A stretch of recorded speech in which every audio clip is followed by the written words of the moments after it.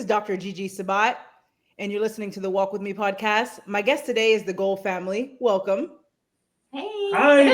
Thank you for having us. I know. Thank you, Gigi. You're welcome. It's such an honor to have both of you here today. Now, can you start off by telling us a little bit more about you and where are you from? Let's start off with Dr. Drew. I am a college professor at St. Leo University and at the University of North Carolina in Chapel Hill.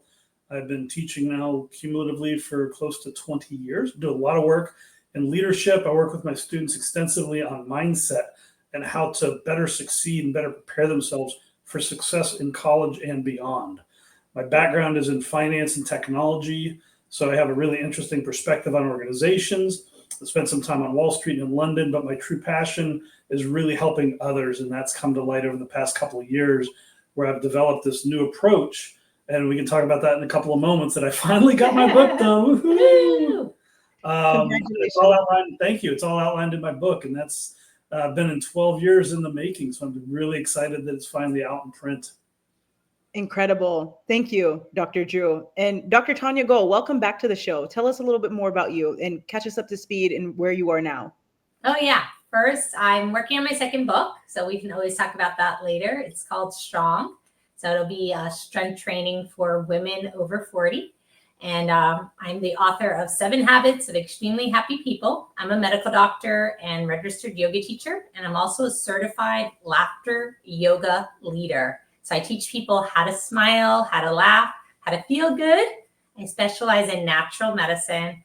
And I wrote a book called 7 Habits of Extremely Happy People. Incredible. And you do have an audiobook out as well, correct? Yes. And where my can book should be done mid-March. Incredible. Congratulations, Dr. Drew. Thanks. Yes. You're welcome. And where can folks obtain the Audible? Oh, you can go to audibles.com. It's on audio.com as well. If you go to Amazon, it literally just comes right up with the title. And we have a copy of the book, so I know you can see it in the background as well. But 7 Habits of Extremely Happy People. If you see the smiley face on a yellow background, you know you got the right book. Excellent. Tell us a little bit more about your book, Dr. Tanya. Sure. It's literally teaching you to be happy. So if you think of somebody who wants to become a physician, do they have to go to school? Do they have to learn? Of course. So the same thing with happiness. Sometimes we are, happy when we're kids, but life gets in the way. We need to actually learn tools to mature and become happy as adults and learn how to play again, because it's really remembering. But I give tools in this book on how to do that. And I share my philosophy of these 7 habits that you can do. A lot of these, they're not always easy, but they're simple things. One simple thing is just a smile. And I use that acronym SMILE, see more in life every day, which I got from my husband. But it's just a wonderful way to bring more joy in your life. And again, we smile and laugh to be happy. So you actually have the acts. It's a concept I came up with called Behavioral Associative Conditioning, or BAC. We got your back. So this concept allows the physiology to affect the psychology. So when you smile, when you laugh, it actually sends receptors to the brain that you're feeling good. You actually release more endorphins. So serotonin gets upregulated, so does dopamine. So these feel-good hormones, your body starts to feel better. So just by doing the act can affect the actual actions that you want. So you need to feel to heal. More cheer, less fear. So happiness can bring more happiness. I love it. And tell us a little bit more about your podcast and how does it relate to your book? Yeah, it's the Fun Health Podcast. And basically, we get people on to teach you fun ways to get healthy. So we had a super mom on recently who's a personal trainer. She's giving you fun workouts to do because, again, we know if it's fun, it will get done.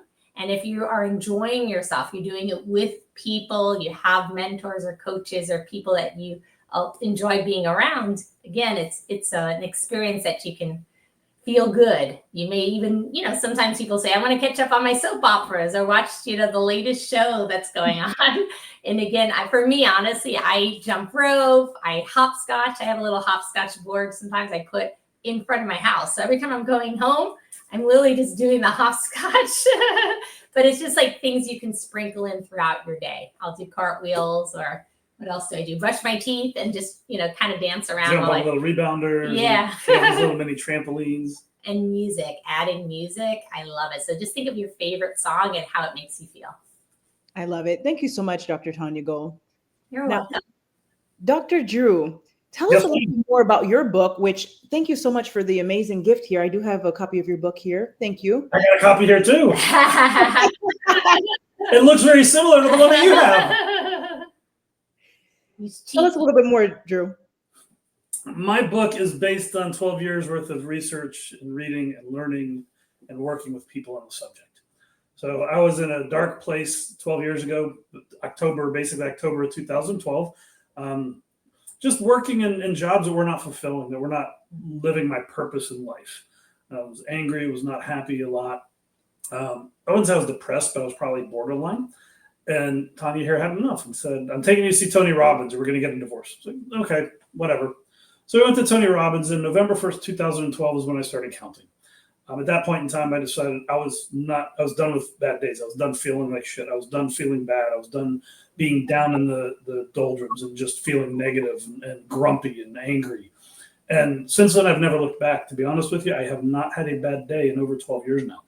So that November 1st of 2012 was when I kind of drew a line in the sand, proverbially, and stepped across it and said, I'm not going back. And I haven't. Now, chances of my last bad day was probably October 31st of 2012, right before I went to that seminar.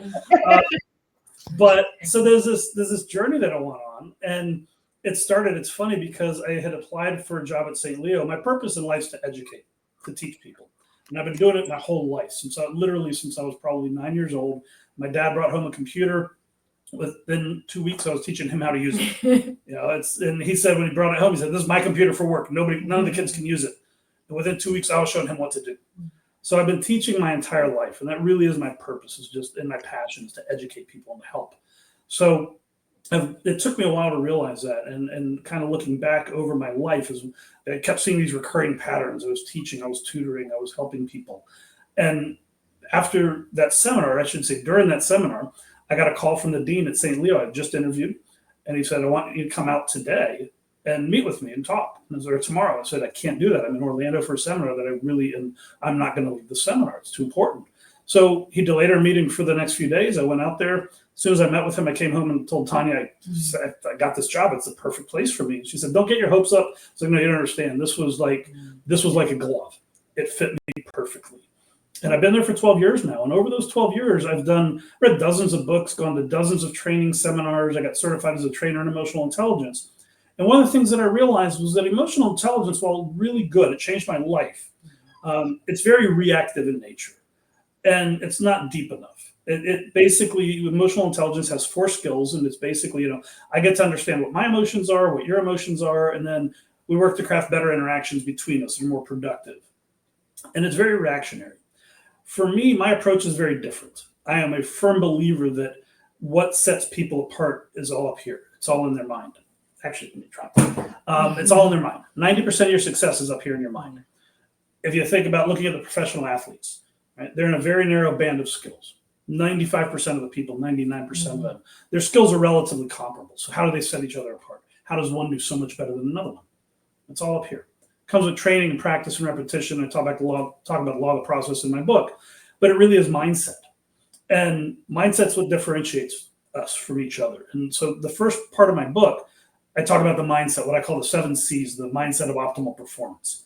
And then I go on and talk about the second thing is understanding some underlying processes. The concept is emotional dexterity.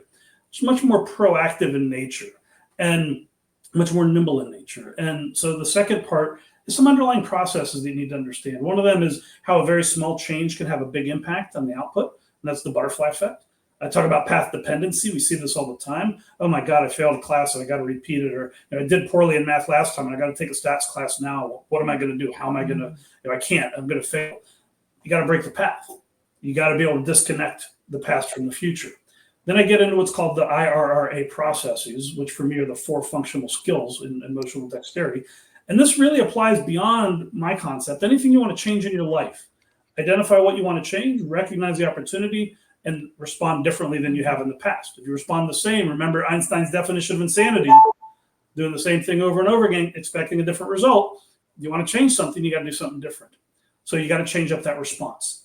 And eventually the higher skill is anticipation. And that's where you learn to, we talk about triggers and hijackings in the book, but we learn to predict our triggers and eventually go back it up, try to figure out what preceded that trigger point, and eventually choose a different path so that we're not even hitting our triggers. So we go through the IRA processes. And then I think what really differentiates this book are the next two chapters. One is called an emotional driver. And there's two different parts to that. Number one is how your emotions drive your behaviors and how they're linked together.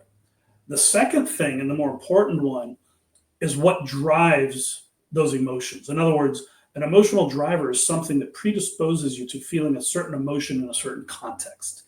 And I'll use an introvert extrovert example here. And I'm not saying anything good, bad, or indifferent about either one. It's just simply because you're an introvert, in certain situations, you might feel a little less comfortable, right? If I ask an introverted person to stand in front of a group of 20 people and start talking, how are they going to feel? Just because they're introverted, they probably feel a little nervous, anxious, fearful, intimidated, things like that. Extrovert, on the other hand, is going to, oh yeah, bring it on, let's do this. So just that simple one dimension of your personality predisposes you to feeling certain emotions in certain contexts. That's what an emotional driver is. If we start understanding what drives our emotions, we have the ability, again, coming back to the 7 C's with the mindset, coming back to the IRA skills, we have the ability to change, right? Provided you go through the processes I outlined in the book. The last part is what I call emotional creators. And I've got 22 emotional creators in the book. And that's what my lovely wife was talking about with smiling and physiology. Physiology is just one, music's one. But physiology, I'm not going to put it in medical terms like she did. Very simply put, your physiology reflects your underlying emotion. So if you're feeling grumpy, you're feeling down, it's going to show your facial expressions, your posture, your breathing patterns, and so on. It also creates, your physiology also creates an emotion. So you can actually create an emotion through your facial expressions, your physiology. They did a study on this in Harvard decades ago. Put a pencil in between your teeth, hold it for 10 minutes. What feeling did people have afterwards? If you pull the pencil out, looks like a big grin. They were feeling positive emotions. The second group put it like this, curled their lips, put it between their upper lip and their nose. 10 minutes later, frumpy face. They were not feeling good. The facial expression created those emotions. So if you understand the concept, physiology is that two-way street. It not only reflects our emotional state, but it also creates an emotional state. It puts a tremendous amount of power in your hands to be able to shift your emotions, or what I call flip the light switch. Yeah. If I can, I just want you to do your superhero. Oh, yeah. So one of the things that we do when I give talks is when I'm talking about this, I ask people to strike a superhero pose, but I'll surprise them and say, don't think about this. Just the first thing that comes to mind, and do it now. Strike a superhero pose, boom, do it. And everybody starts giggling, right? It's just, people just start laughing. It's fun. It's crazy. Now, I challenged my students a couple of years ago to do this. And I said, okay, think about this. You want to change things up at work? Walk into your office next time you go into a meeting. Walk in, stop in the doorway, strike that superhero pose, hold it for a couple of seconds, and just continue to walk on and sit down and see what happens. Watch the dynamics of that interaction change. And they said, one of my students came back and said, okay, I'll do that if you do one thing. And every time somebody asks you how you are, I'm also big on word choice, another emotional creator, but we'll get to that in the book. They said, okay, if you say, every time somebody asks you how you are, you say supercalifragilisticexpialidocious. So, oh, great. Okay, fine. I'm down for that. So let's do it the weekend. Every time you walk in a room, you strike your superhero pose. Every time somebody asks me how I am, I'll say I'm supercalifragilisticexpialidocious. Well, I made the mistake of telling this one that. And she sat there and started needling me and pushing my buttons. Well, at first she started getting me really, really pissed off. She was pushing my buttons and she was getting me really, if you're married or you have a significant other, you know how to push their buttons. You know what those buttons are. And she did that for like 10 minutes. And I was pissed. And then she comes up, say it. How are you? Say it. I said, supercalifragilisticexpialidocious. How do you think I am? I just burst out into laughter. Oh my. That's the power of the light switch. If you know where to find it and know how to control it, you can switch an emotion on and off just in an instant. Yeah, we all have our triggers. So think of a word that, especially with us, Gigi, like ketchup.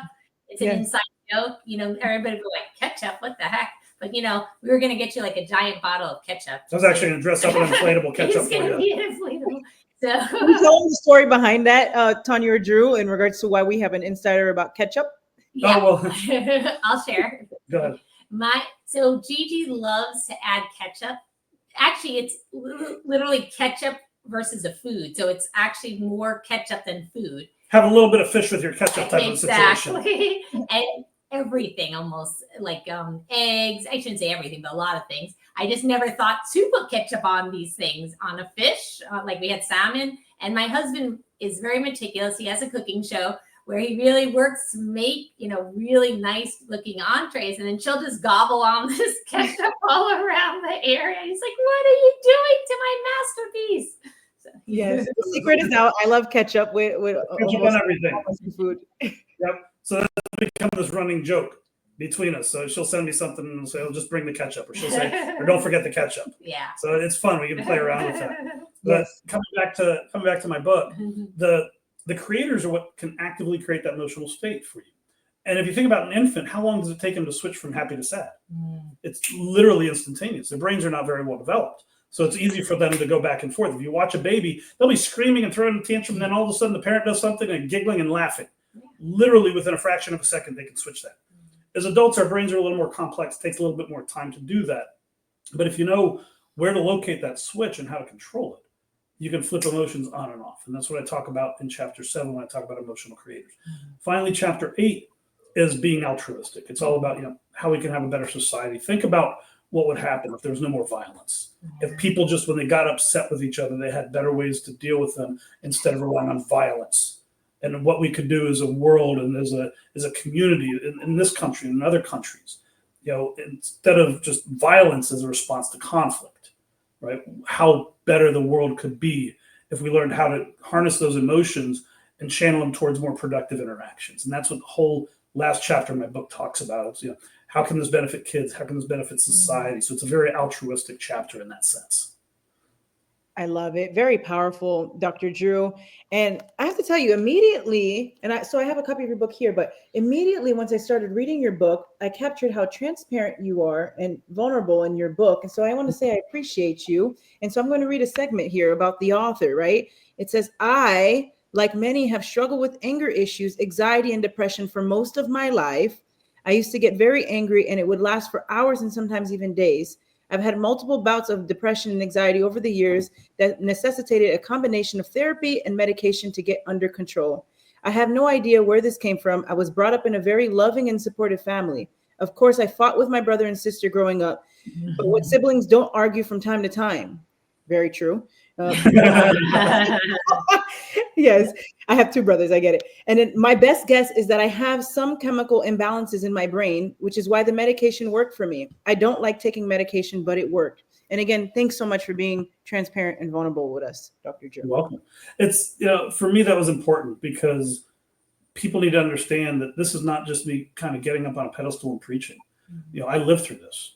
I got off of Wellbutrin. I got control of my clinical anxiety through the steps that I talk about in my book. Chapter 7 brings everything together. I call it bringing it all together. And chapter 7 outlines how you can take the first 6 chapters and use them to overcome grief, to help deal with minimizing anxiety and stress, to deal with reducing conflict, to improve your performance, to achieve your goals and be more happy in life and things like that. So the first chapter is just kind of an intro to the model. Then the next 5 chapters run through that pyramid. I call it the pyramid of power, which is the approach that I've developed. And then the 7th chapter is all about applying it to different scenarios. And one of the things that I'm really excited about is my wife and I are going to be working together this summer to bring this to high schoolers. Yeah. Because as a college professor, I see consistently that kids come into school and they're just not prepared emotionally how to deal with all of the stress and the anxiety and the uncertainty and the change that comes with being a college student or university student, living away from home for the first time, things like that. And I think we're doing our kids a disservice by just throwing them to the fire, so to say. So we're going to launch a seminar series this summer to get kids emotionally ready to handle the university experience. And I'm just really excited about that because I think it's something that's in desperate need and that nobody's really talking about. Yet I see it firsthand. We have kids, the mental health aspect of college and university students has just been really, really poor over the past number of years. I think part of it stemming from the pandemic, because during those formative years, for depending on where you lived in this country, for 2 to 3 years, you were homeschooled. So you didn't get the chance to develop those social skills, to develop skills on interaction and dealing with conflict and things like that. Everything was done over a computer screen. So now we're looking at launching the seminar series, and I'm thrilled to be doing this with my wife. Yeah. We're going to bring the best of both of our books and do a 1.5-day seminar and get kids ready to handle the challenges of college life. And I'm so excited to be launching this. We're going to launch it in Tampa and then hopefully roll it out in other parts of the country. But it's something that I think is in desperate need out there right now. Yeah, I know personally when I started school, I was just scared. It was my first time really away. And I wish I had this course or just something to, lean on where you have the support, the tools on how to handle things, being on your own for the first time, really. Incredible. Thank you both so much. Incredible work that both of you are doing on the front lines. Now, recently you hosted the 3rd annual Global Holistic Health Summit, which I had the honor of speaking at, and I'm grateful for both of you. And I was able to meet other amazing speakers and grateful for the folks who attended as well as the sponsors of your event. Can you tell us a little bit more about your event and how did it go? I think it went fabulously. This is our 3rd time hosting it, and we've learned from every time that we've done it. Yeah. And we're building this wonderful community. I had a text from a couple of the people that came for the first time. Like, I had such a great time. Please let me, I want to be involved. I want to help you grow this next year. I want to be able to speak next year. And we're building this family, this little, and I'm not going to say little tribe because we want it to grow, but we're building this family, this community of experts that can help other people, the experts with a wide variety. We've got acupuncturists, we've got chiropractors, Gigi. You're an attorney and you're a life coach, and you've got this wonderful background set of experiences that you can share with people. I'm a college professor. She's a medical doctor. We've got just people with this incredibly diverse set of backgrounds that are coming together to share some thoughts and ideas with other people. This year was all about longevity and how to live a longer, happier, healthier life. Next year is going to be on, what's it called? Empowerment. Empowerment 2026. Woo! And people are already asking to talk. At our 4th annual summit, people are already reaching out to me saying, hey, can we talk? Hey, can we be a vendor? So we're building this, we're increasing the awareness and just building this really strong tribe. And we're so excited. We've been holding it the last couple of years at the Boy Scouts Council here in Tampa, which is a great facility, wonderful, wonderful people. But my goal is to outgrow that facility because I want to make this a lot bigger than what it is. And instead of just, having right now, we just have a single set of speakers throughout the day. Let's get it to the point where we're having a really big conference. We got multiple themes and multiple tracks and, 2 or 3 speakers going on at the same time and things of that nature. So that's going to be our ultimate goal over the next few years, is to really build this out into something that is a major event. And we're targeting always having it that last Saturday in January / first Saturday in February, depending on how the calendar lays out. Like this year was February 1st. Next year will be January 31st. We want to have it before Super Bowl weekend. And of course, in Tampa, we don't want to conflict with Gasparilla here either. So we got to make sure that we're looking at those dates carefully. But I think the weekend before the Super Bowl is a good weekend to have it. So it's always going to be the Saturday before Super Bowl. So not the Saturday before, but the week before Super Bowl weekend, we're going to target that weekend. And we also want to bridge wellness to the community, because I think a lot of times you go to your doctor for how many minutes or how much time, and it's just very isolated periods. Right now you have access to all these physicians there, and you can talk to them, you can pick their brains. You're creating community and tribe, and it was so, for me anyway, monumental, because I've never really seen anything like this. I've gone to medical conferences, but I don't see a lot of access to doctors directly as an open forum to the community, to Tampa, to wherever we host it. And then the other part is we had a sound bath, we had yoga. Because a lot of the conferences, sometimes people are sitting all day, and we're talking about wellness here. And we know people need to get up and move. We actually do that at the conference, and we have healthy food. He's a chef, so he's cooking all the food. Cooking in the Kitchen with Drew sponsors the cooking. I literally spent 5 hours the day before and an hour and a half the morning of cooking voluntarily. For everybody. I always said we can get somebody, but he's like, no, I want to do it. It's something I love Labor to of do. love. He does it from his heart. And the food is delicious. I mean, it's home cooking. He just made it. Everybody, I mean, the food was gone afterwards. So that just tells you. But it was love. Like, it was so palpable. I just felt such good energy, such good vibes from all the speakers, from the audience, from the vendors, from the volunteers. And we had all these people one guy drove all the way from North Carolina to be at this conference in Tampa, Florida. He was helping us with the videotaping. He was like, "Oh, I'll come down." It was amazing. We had another couple, one of our exhibitors there. When I looked up their email, it was in Connecticut. I'm like, wow, they registered and they're from Connecticut. They're just passing through, but they came and they were a vendor, and they, it turned out really nice. They were on their way. They're going to go up to Destin to visit some family. Then they're going to go down to Key West for a few more weeks of the wintertime. And they want to come back next year. So I told them what day it was and would love to have them back. But we have this diverse community. Another one of our speakers, Rich Chi, great guy. He lives in Boston, and he was in Orlando this week. And he found out about the conference, like, hey, I'd love to come over and talk. So we communicated over email a couple of times. We chatted over email, put him down as a speaker. And he was a little wiped out because he had 5 days of Disney/Universal with 2 young kids and not much sleep before the conference. So he was a little tired during the conference. But, it was all good. He shared some great thoughts with people. And he's already said, hey, I want to come back next year. I want to help you build this. I really believe in the mission. So we're getting this core group of people involved with this movement that is just, and like Tanya said, it's to make it more accessible. Yeah. We don't want it to be, hey, I'm an author, I'm this, I'm that, I'm a professor, you can't talk to me, I'm gonna go up and talk and then rub my, look down at people in my nose and it's not like that at the conference. When we give talks, we want people to ask us questions. We want people to come up and introduce themselves. We want to be accessible to people. And a lot of these conferences you go to, and you can't get anywhere near the speakers.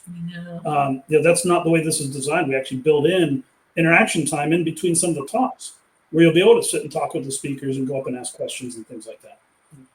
Incredible. Yes. Save the date. Mark your calendars for next year's conference. That's the 4th annual Global Holistic Health Summit. I've already marked my calendar, and I'm super excited for the next conference. January 31st, 2026, Tampa, Florida. And we'll put it on Eventbrite. So if you look up Empowerment 2026, it'll be on Eventbrite. Tampa, Florida.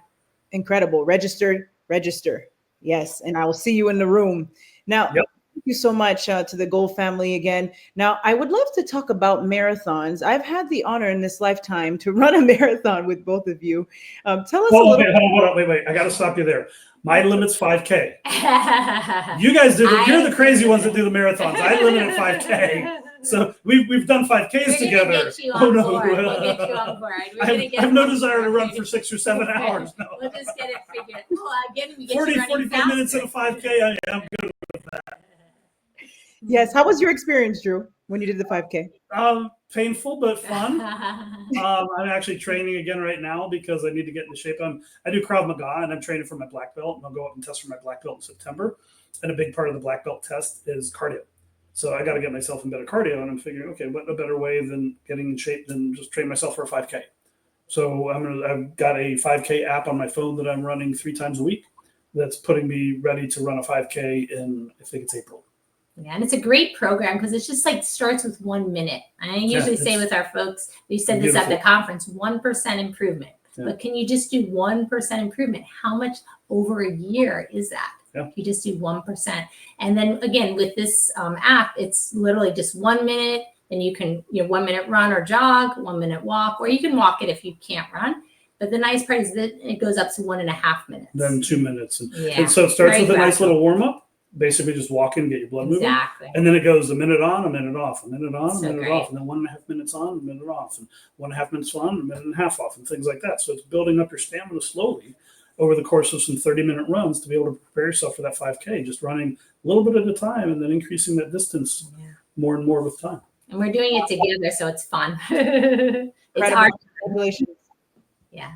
But this is the crazy one that decided a few years ago, I'm going to run a marathon. And what started this, I got to tell you, our brother-in-law who lives up in Baltimore has decided that he's a runner, been a runner for his whole life. No, he hasn't. Well, actually. For the most part. Yeah. He started running. I'll share his story really quick. But he decided he can do a marathon in each of the 50 states. Yeah. So we were with him over Thanksgiving one year, and Tanya was like, hey, I want to run a marathon. What state haven't you done? And he said, well, North Carolina. So Tanya found a marathon in North Carolina, in Raleigh, the Alma mater. the City of Oaks Marathon Yeah. in Raleigh, North Carolina, and they signed up for it, and the whole family wound up there, and it was a wonderful weekend. And they ran the marathon, and their sister did a half marathon. A couple of people did 10Ks and halves. And this past year, we were in Nashville for the Rock and Roll Marathon. Nashville was another one, or Tennessee was another one he didn't have. So we went there, and again, people were doing 5Ks, 10Ks, halves, and fulls. So it's turned into kind of this annual family thing, and the goal is number 50 is going to be in Hawaii. You're going to come to that one. Come number 50, he's going to run a marathon in Hawaii, and we're all going to meet up in Hawaii for a nice break and celebrate his 50th marathon. And he's actually run a lot more than 50 by that point because he's doubled up in a lot of states. Yeah. I think he's on his 33rd state right now, or 34th state. He's almost there. He's got a couple more years, and he'll be in Hawaii for number 50. So his story is he was kind of a big kid and gaining lots of weight, but he wanted to get the girls. And he found out if he exercised, they actually liked him more. So he, had that first desire. Now, now it's more health conscious and everything. But it was so interesting. And I saw pictures of him when he was younger. I said, "Who is this guy?" And they're like, "That's your brother-in-law." I was like, "Oh my God, he's so big. I didn't even realize." But he's a handsome guy. He's really, he's in his late 40s. His abs are ripped. He, really shreds and strong, but it's all he puts natural. out Instagram videos and workouts with his son. His oldest son is going to be a junior in high school this year, plays football. 5 kids. And they've got 5 kids, and he's like total super dad. Yeah. So they have these routines that they'll do to music, and they'll put them on Instagram, showing their different workout routines, and got a bunch of followers. Yeah. He was Men's Health Father of the Year, one of the finalists for that last year. Yeah. The voting they're wrapping that up now. Yeah. Excuse me, but the way Gigi got involved with this here was Tanya just said, "I'm going to do a 5K," and as I recall, right, Gigi said, "I want to do one." And then she kept going. And then she kept going, and then the next one was a 10K, and now all of a sudden you're running marathons. I know. And now a triathlon in 2026, which I'm hoping you can join us, Drew. Tanya and I will for me, my triathlon, I'll tell you right now, they used to have this before the pandemic. It was called the Slacker Triathlon. And that's exactly what it was. It was a sprint triathlon. People were running around in tutus and all sorts of crazy stuff. It was a sprint, basically. It was a 100-yard ocean swim, a 10-mile bike ride, and a 5K run. Yeah. So that's kind of my speed for triathlons. It was great. I was the second person out of the water in the swim because of my swimming background. Unfortunately, I was breathing through a snorkel, so I got really winded during that process. And everybody was passing me up on the bike. And by the time the running came, I was gone. I was still recovering from the swim after the 10-mile bike ride. But I'll train for it. If we find something that's another one of those slacker ones, I'm all for that. Yeah. But I've got 2 shirts that say it's called the Life's a Beach Triathlon, and I haven't seen it resurface after the pandemic. You go ahead. But it was in Sarasota, and it was fun. I've done it a couple of times. It's just a way for people to. Now there's some really intense people that can't have fun. They've got to be competitive, and they're just like the whole time. But the vast majority of people there are just there to have a good time. They take it seriously for some people. And honestly, if you want to do it 2 or 3 times, since it's a sprint, you can do that as well. So you can keep going and do another one if you wanted to do it again. But sprint triathlon, I'd be more than happy to join you. Okay. Long triathlon, not so much. Thank you. Definitely do the sprint. Ironman, forget about it. I'm not doing a marathon after I ride 100 miles and after I swim for 2. For 5. For 5. That's not going to happen. Yes, so that's what's in store for 2026. Our triathlon. Really looking forward to doing it. Let's do it. Let's pick a slacker one, and we'll do it. We'll make it happen. She actually has one already. And the other alternative is that we could also do it as a team. Oh yeah. Where they have teams for these triathlons, and I could swim, and Tanya can run, and you can bike, or you could swim, and Tanya can run, and I can bike, or whatever you want to do. We can each do different legs, or we could all do the whole thing together. Great idea. Thank you so much. And we're really looking forward to doing it, and with friends as well. I believe we have other friends joining us as well. So this is awesome. amazing. Yeah, let us know. Yeah, this will be fun. Yes, let's do it. Now, we do have a few events coming up as well, which you all are being a part of as well. It's the upcoming LSCOA event in 2025. That's the Life Service Center of America events. We have the 5th Annual Global Leadership Conference coming up here on March 21st. Honored to have you a part of the conference. And then we also have the 3rd Annual Global Warriors Conference in Palm Coast, Florida. Honored to have you a part of the event as well. Can you tell us a little bit more about your experience speaking at the events, Tanya? And I know, Drew, you'll be speaking for the first time this year. Tanya, tell us a little bit more about your experiences. Amazing. Just again, just like the Longevity Fest, you just meet lifelong friends, people that really want to give back. Are there? They are just from the deep heart, altruistic, heart-centered, faith-based, just lots of love and cherished moments in these conferences. I just feel like a deep sense anytime I'm there that I'm part of the family, and it's lovely. You see Gigi's parents come, and they are just so proud of her. Her mom is a speaker as well, and just eloquent and lovely and endearing. All these speakers just come. One came from, I believe it was Denmark. Yes, And ma'am.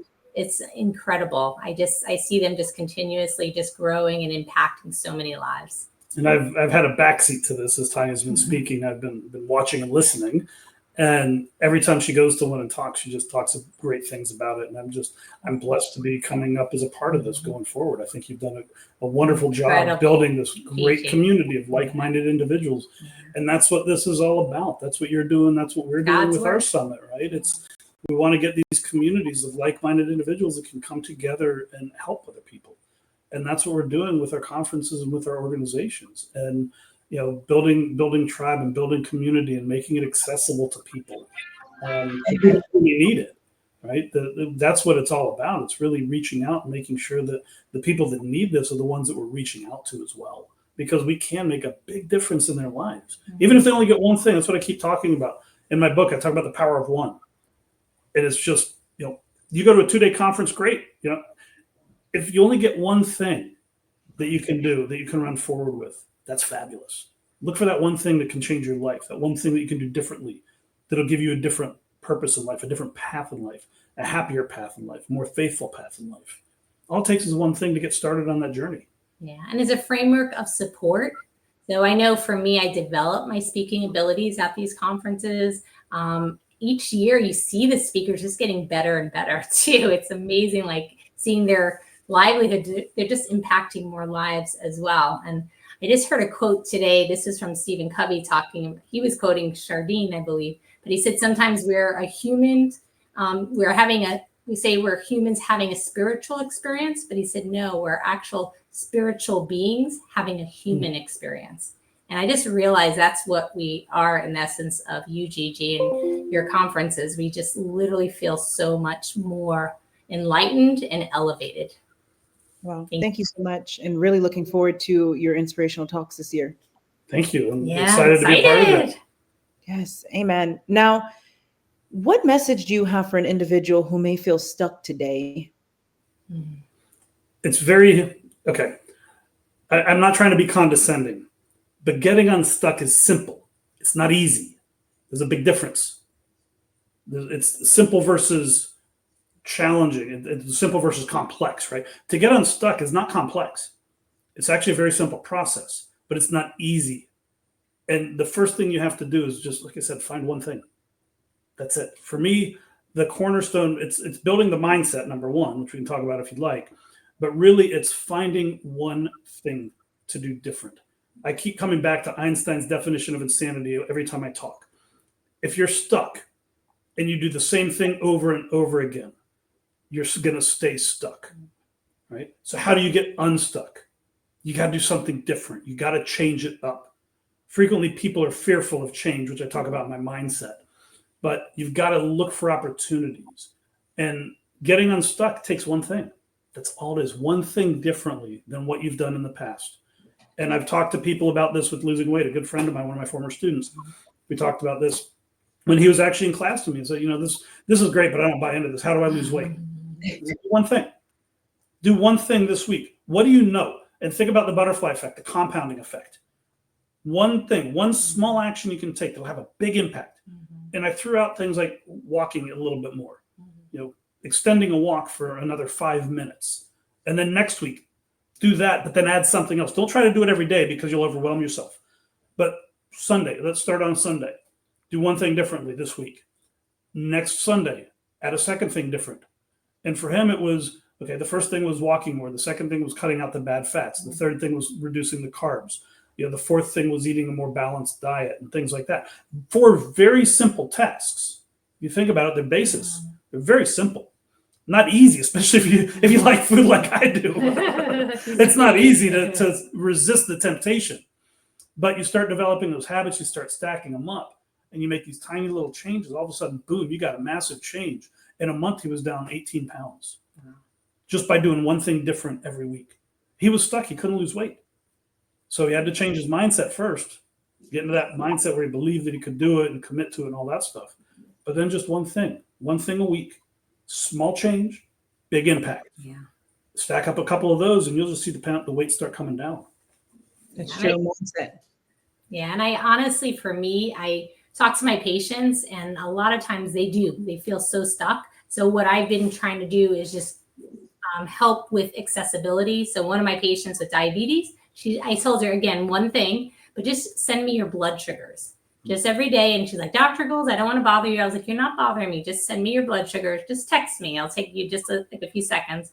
So she's been doing it. And it's only been a week and a half, but already those numbers, there was a little few bumps when she's like, oh, let me see if I can get away with Papa John's pizza or try this or that. Or but she's seeing patterns now. She's actually seeing when she eats late at night, her sugars are going a lot higher. But we had some sugars that she was like in the 180s. We got some sugars down to 124 in just literally 1 week. Like, it was insane. But the nice part is everybody can make good choices every moment. So you just decide one thing, one small thing. And then the big part is take another nice deep breath, smile. Just bring in some joy every day. And you can actually highlight your home with beautiful pictures. I think for me, that makes a huge difference when I can create space. And it can start with just a small part of your desk or a small area of the room. But if it's so much clutter, how do you think your brain feels when you're cluttered? Even this space, we had so much stuff back here way back when, but we just started cleaning it out and it just felt freeing. So again, try to unload some stuff too. You don't have to, and also know that you can get support. We're here for you. We have a 30-day challenge. Drew's doing one with the emotional intelligence and beyond. I'm doing it with happiness challenge. It's free. So if any of your guests are interested, they will include our information on how to get a hold of us, and then just reach out and we're happy to send that 30-day challenge. For me, it's real easy. On social media, I'm everywhere at Get Beyond EQ. So I'm on YouTube. My blog is inactive right now. I'm going to relaunch that later this year. But I'm on Instagram. I'm on YouTube. My LinkedIn is myself, Drew Gold, Ph.D. But I'm on Twitter. I'm on social media platforms with Get Beyond EQ. My blog is getbeyondeq.blogspot.com. My website, getbeyondeq.com. So if you can just remember, Get Beyond EQ, Get Beyond Emotional Intelligence. That's me. So I'm email, easiest way to reach me, drew@getbeyondeq.com. Yeah, and mine is just my name, Dr. Tanya Gold, Dr. Tanya with an A, Gold, Gold. And if you just type that in, I'm on all the social media handles as well. And we also post it on YouTube. So you'll see that 30-day happiness. I'm actually doing it with my folks too. So the 30-day happiness challenge. And it really, at the end of the day, my goal for people is, again, more cheer, less fear. And just to bring joy into the world. And, what kind of world would it be if more people were smiling and happy, more people were laughing? Amen. Agreed. Thank you both. Now, speaking of pictures, because you mentioned pictures earlier, I have a picture here. And do I want to be here do you for want to this? see it? I know we have various roles, and we serious roles. Some of them have been serious roles in the past as well. But one thing I've learned about the Gold family is that you all know how to have fun. And how do I know this? Because at some point in this lifetime, we were roommates. And so here's a picture I have from. That's cute. I love it. That's adorable. And you have to be able to have fun. Can you tell us a little bit more about the importance of being able to, yes, have those serious roles, but also understanding how to have some fun from time to time? Yeah, I honestly love having fun. And what I do, I celebrate with my cat.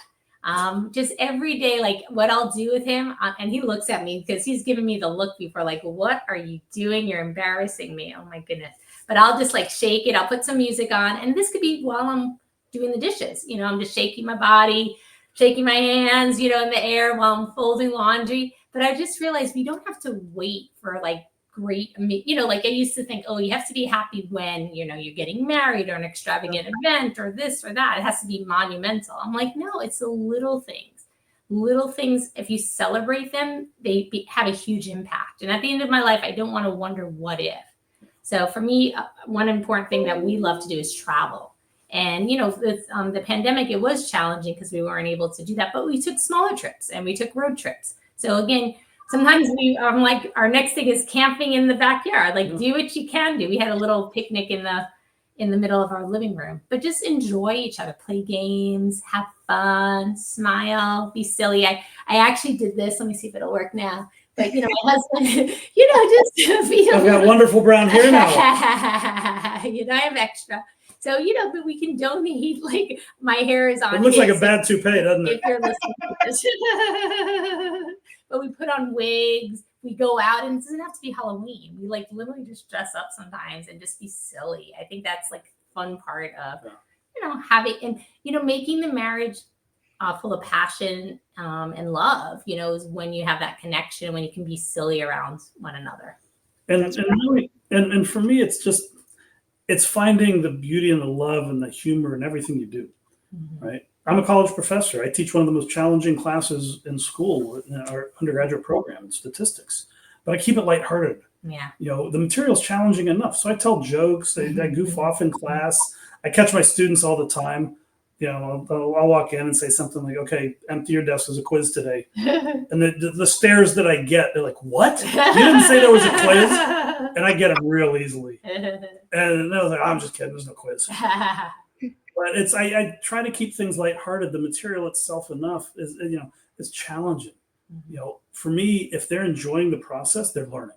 Yeah. So when I teach, it's all about incorporating humor, because I'm a firm believer that the more fun that you have, the more they're experiencing positive emotions, the more they're enjoying it, the more they're going to learn, retain, and remember. And that's really what my job is all about. It's educating them, right?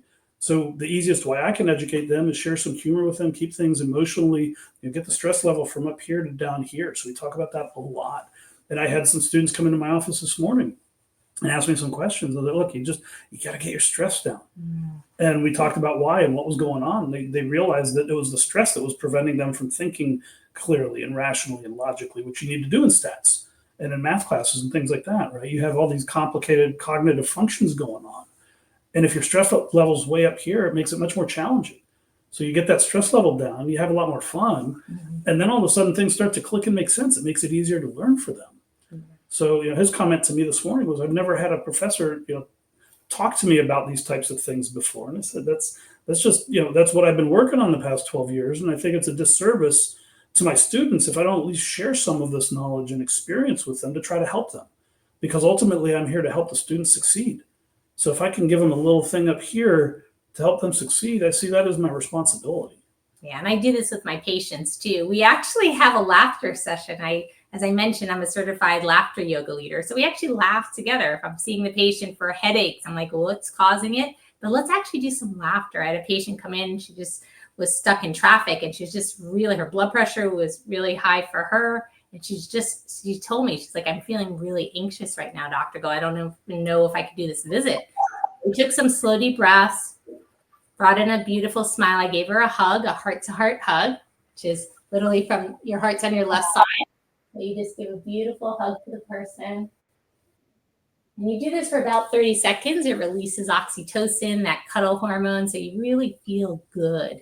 And by the end, she was smiling. She's like, I feel like I'm floating, Dr. Gold. We started laughing. I showed her some fun laughter exercises. She was just, by the end, Drew was like, is everybody okay? He just heard lots of laughter, and everybody was like, we were making a ruckus in a good way. But, at the end of the day, you can change, just like that light he talks about. A child changes emotions fairly quickly. We did it, right? We all have done it when we were children. We just have to remember. And that playfulness helps you. And when you practice it on a daily basis, those neural connections and neurons, the nerve cells, are already there. So it's just like fast tracking it. It's like if you're on a highway and you know the quick, shortest way to get somewhere, you can get on that fast path because those connections are strong.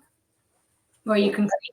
And you can actually, we know science tells us, can actually create new neural connections in your brain. Exactly. Neuroplasticity. So your It's brain proven. isn't static. It actually can create new neural connections as you go through life.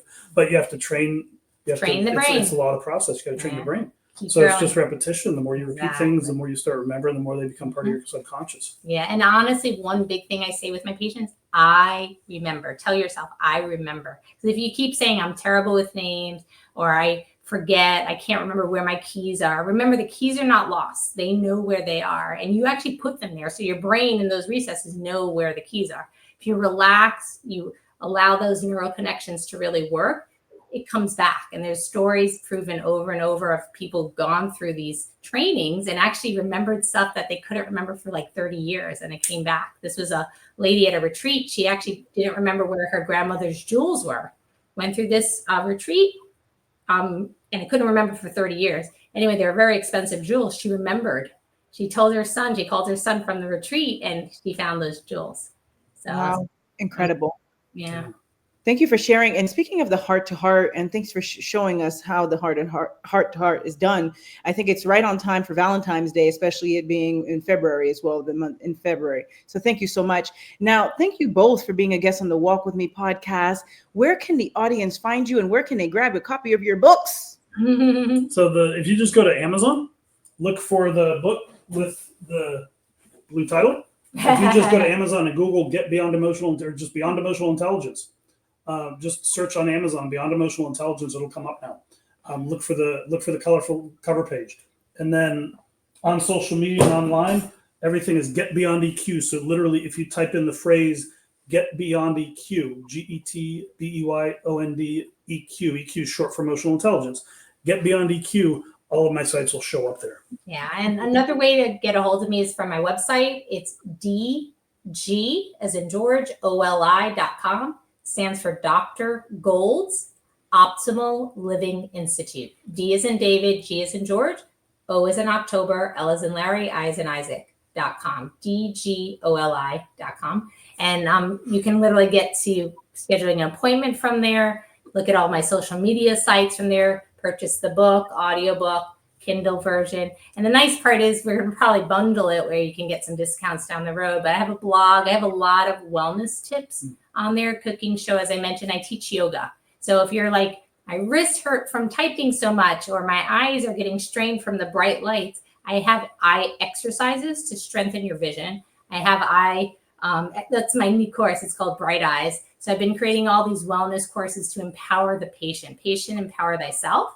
And I'm available, obviously, for consults as well. But if you have achy wrists, there's a lot of natural things you can do before you head to all the pills. And I have a lot of patients that, Dr. Gold, I'm tired of taking pills and I don't want the side effects. Because some of these pills can really affect your liver, your kidneys, and it doesn't treat the root cause. So if you don't treat the root cause, those achy wrists can actually, or the back pain or whatever you're dealing with, can get actually worsen. And that's what we want to avoid: surgery and avoid serious consequences. Very true. Thank you both so much. I appreciate you. And ladies and gentlemen, make sure to check out Dr. Tanya Gold and Dr. Drew Gold on all of their social media platforms. And also make sure to grab a copy of their book. And thank you both again so much. Always an honor to have the Gold family on, and an honor to collaborate with you. God bless. Thank you. It's been a pleasure. Mwah. Lots of kisses. Mwah.